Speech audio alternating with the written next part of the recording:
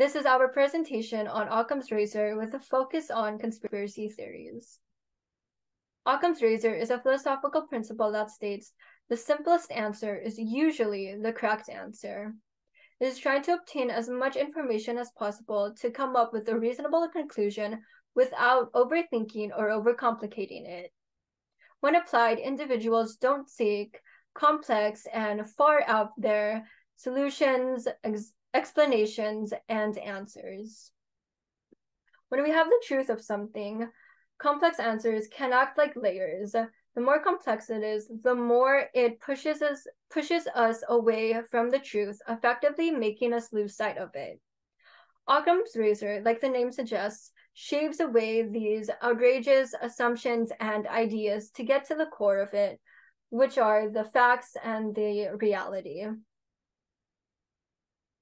Before we move on to political examples and conspiracy theories, I think it would be best to go over an example of how we use Occam's razor in our day-to-day lives.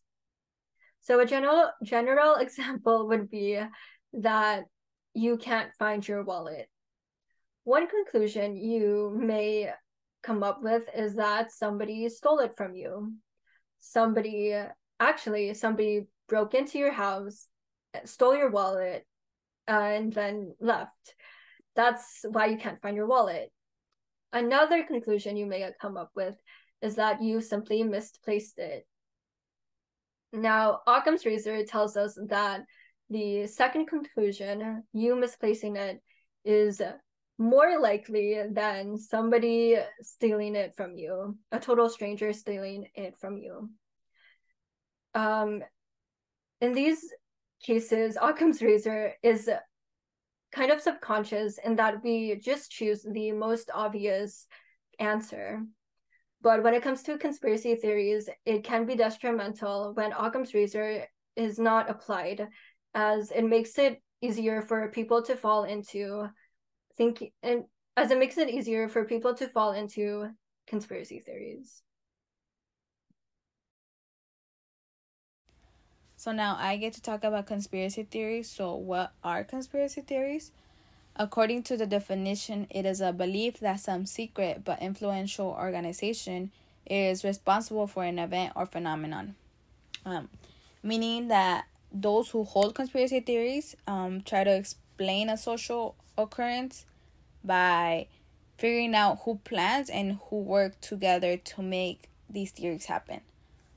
These conspiracy theories are frequently founded on assumptions and lack of reliable proof, which can lead to the spread of false information, and it can also lead to broader difficulties like distracting many believers from the actual events and the true cases of these conspiracy theories.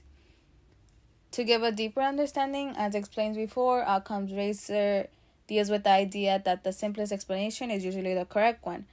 However, conspiracy theories can involve more complex and more elaborate explanations for events that go against the principles of Occam's razor.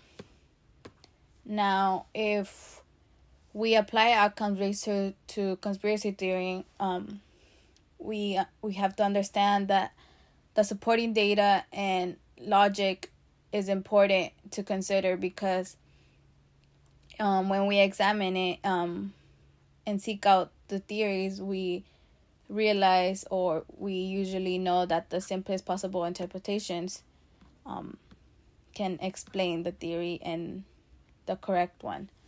This is because conspiracy theories frequently consist of numerous associated components that demand a great deal of supposition and presumption to be believed, contrarily to straightforward explanations that are known to be involved with fewer assumptions and are more likely to be backed up by data. Conspiracy theories also deny conclusions, and they cannot be supported by factual or scientific evidence. In contrast to commonplaceness, conspiracy theories can be true if there is evidence to support them. The flat earth conspiracy theory.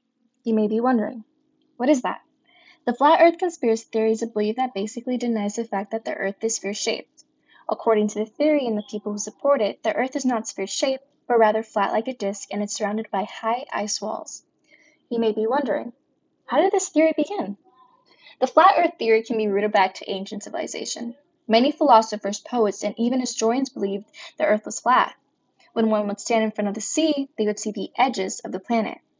But after 5 BC or so, it started to become more widely accepted that the earth wasn't flat, but rather sphere-shaped. According to a webpage in the Library of Congress, the theory began to rise once again when a man toured the lecture halls and auditoriums of England. He drew crowds by expounding upon his personal experiments, which he claimed showed the earth was not a globe, but a flattened disk. Parallax, the man, a skilled debater, would begin to revive the old age idea of flat earth. And this once again erupted the phenomenon of the flat earth theory, regardless of all the factual proof and evidence that have been shown throughout the years. How is Occam's razor used in this? The simplest explanation, and the explanation that has the most proof to debunk this theory, would be the large amounts of scientific information. Satellite images of the Earth and other planets of our solar system confirm the round shape. Additionally, the concept of time zones and gravity would not work with the flat Earth theory. Gravity will pull everything towards the center of the mass, which aligns the shape of the planet. Another example of how Occam's razor contributes to conspiracy theories would be the 2020 election, in which Donald Trump claimed that there was electoral fraud and that's how he lost the election. So, after losing the election, Trump went on a tirade across several platforms, making claims that this was a fake election and that this fake election cannot stand. And this led to several of his followers to develop and believe several conspiracy theories explaining how he lost this election. Even several months prior to Donald Trump losing this election, he had already made claims that the only way we're going to lose this election is if this election is rigged, which primed several of his followers to believe these conspiracies. And some of these conspiracies were the Dominion voting systems conspiracy and the Sharpiegate conspiracy. So the Dominion voting system conspiracy was stated that the voting systems used in some of the states were either deleting millions of Donald Trump's votes or flipping them to be Biden votes, which was disproven. And then the Sharpiegate conspiracy was a conspiracy that stated that an Arizona county had provided their voters Sharpies to use on the ballots, and that this somehow tampered with the votes, which was also disproven. So how does Occam's razor contribute to this theory?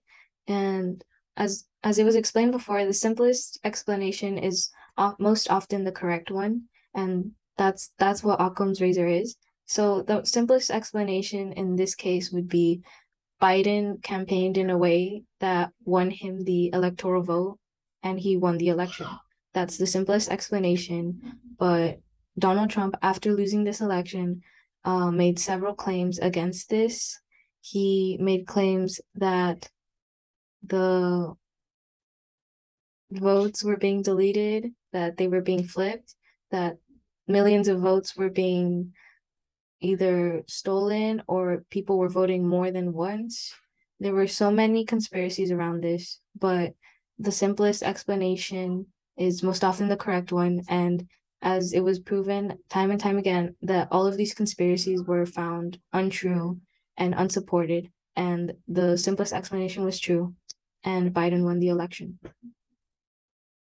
Joe Rogan is the host of the podcast The Joe Rogan Experience. His podcast had a big audience and is one of the most tuned in podcasts. On his podcast, he would have many guests where they discuss varying topics. So what conspiracies did he make and with whom?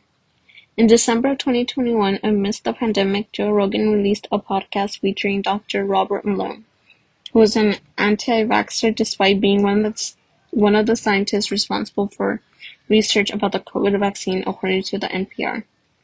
The podcast episode mainly discussed the COVID vaccine.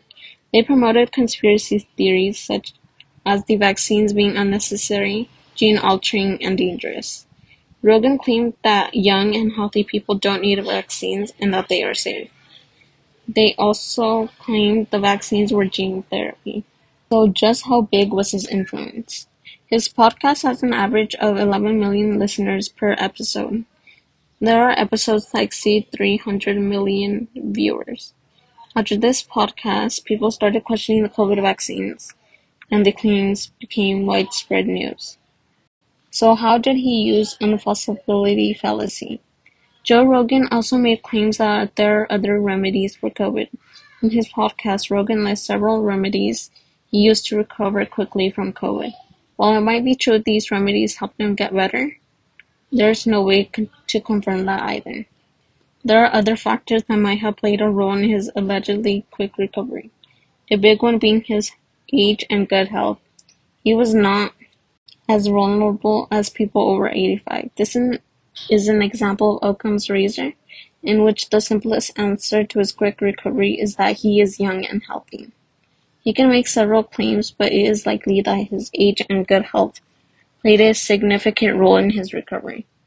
This is also an example of unfalsifiability fallacy, which is a claim that cannot be proven false.